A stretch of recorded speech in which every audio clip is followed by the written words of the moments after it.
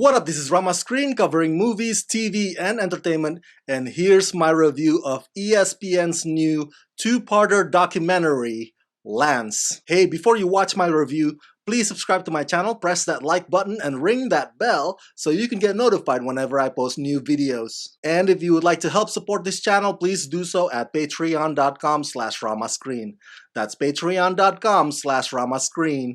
Let's rock this. First up, I would like to say thank you to ESPN for granting me the screener to this very lengthy documentary. Now, before I go any further, I want to clarify something. This docu, Lance, had already previously premiered at Sundance Film Festival earlier this year, and it will finally hit broadcast on ESPN as a two-parter, with part 1 airing this Sunday, May 24th, at 9 p.m. Eastern Time, and part 2 airing next week Sunday, May 31st, also at 9 p.m. Eastern Time. ESPN gave me the screeners to both, so yes, I sat through the entire 3.5 hours total, and therefore, this video review covers both parts. I repeat, I'm giving you all my thoughts about both parts right here on this video review. Okay, wow.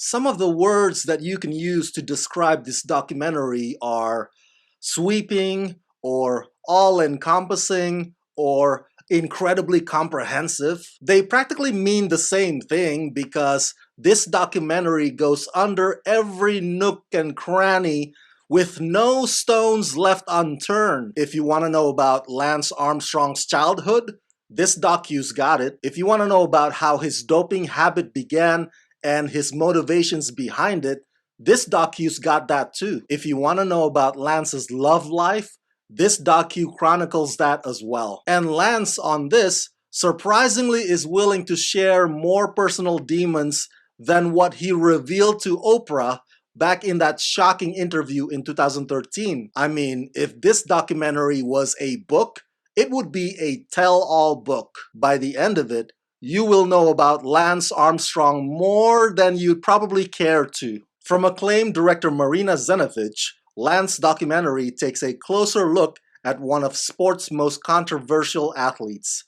Based around extensive interviews and conversations with Lance Armstrong, this 4-hour film tells the story of the cyclist's rise out of Texas as a young superstar, his harrowing battle with testicular cancer, his recovery, his foundation's work to bring awareness to testicular cancer, and his emergence as a global icon with his 7 consecutive Tour de France titles, and then his massive fall from grace after he was exposed in one of the largest doping scandals in history. Do you remember Batman's nemesis Two-Face? Well, he's all around awful guy. But the word Two-Face, by definition, means someone who is not sincere, because he would behave in a certain way in certain situations, but then on other occasions, he would be a completely different person. Well, that's basically Lance Armstrong for you. And director Marina Zenovich does not shy away from showing you that. This documentary does not intend on either glorifying or incriminating Lance Armstrong. It's simply giving you the whole picture, the whole story, and letting you make of it what you will. Part 1 goes from Lance's early beginnings.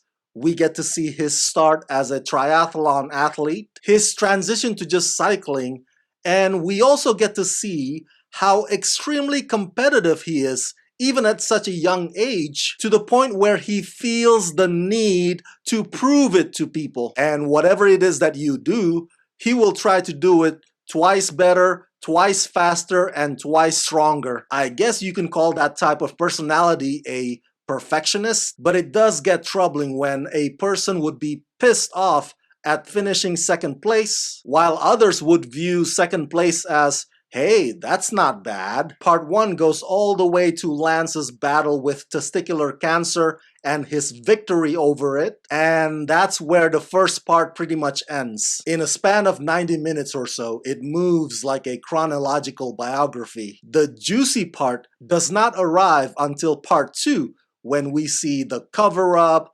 Lance's vindictive approach, and all that hot mess. Part 1 is just a window to his upbringing. He hasn't reached that mega star status yet. You might not even end up having strong opinions about Lance Armstrong solely just based on Part 1, because in this one, he's just like any other regular guy. Ambitious, stubborn, and rubs people the wrong way, but it's not to the level where we, the audience, can be comfortable enough to cast the first stone. Now, Part 2, on the other hand, whew, this is where it gets really juicy. It starts out with Lance Armstrong on the top of the world. That Tour de France victory shot him up to stratosphere. And you know what they say, the higher or the bigger they get, the harder they fall. Prior to this documentary, I did not even know the extent of Floyd Landis' involvement and how he's the one who bust this whole doping ring wide open, and why he felt that he had no other choice but to do that. Because let's face it, if Floyd Landis did not snitch everybody out, Lance Armstrong would have gone scot-free with his reputation. Because up to that point, Lance Armstrong was being a dick. He would file lawsuits against anybody accusing him of doping, and the public opinion would largely be on his side. But that falls apart once Floyd sends those emails out, and it just catches like wildfire from there. Part 2 really puts on full display that whole two-faced personality that I mentioned earlier. Lance would ride on his high horse when it comes to his cancer foundation. He raises money, visits children's hospitals, gives out those yellow Livestrong wristbands, but he also bullies and sues and intimidates accusers and rivals. Part 2 is when Lance seemingly takes pleasure in making enemies left and right. It's like a crime conspiracy soap opera. I mean, they even use mafia or mafioso as a metaphor for comparison. But again,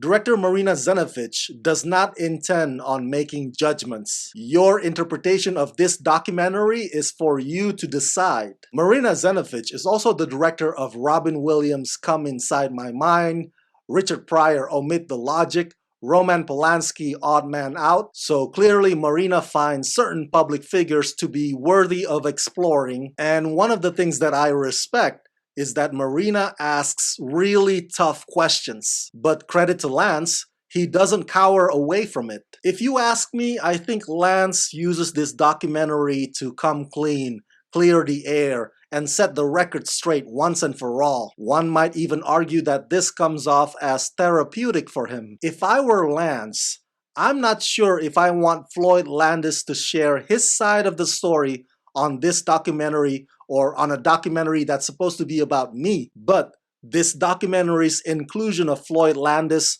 a person whom Lance absolutely hates to this day, it speaks more to Marina Zenovich as a documentary filmmaker, because I see it as her wanting to thin out or diminish any room for bias as much as possible. Marina also puts the magnifying glass on the international governing body of cycling so as to indicate that the doping problem is as much systemic as it is personal. With regards to someone like Lance Armstrong, trust me, you will end up having mixed feelings about this documentary. One minute you see him as inspiring, and the next minute, he is nothing but a villain in your eyes. A very complex public figure if ever there was one.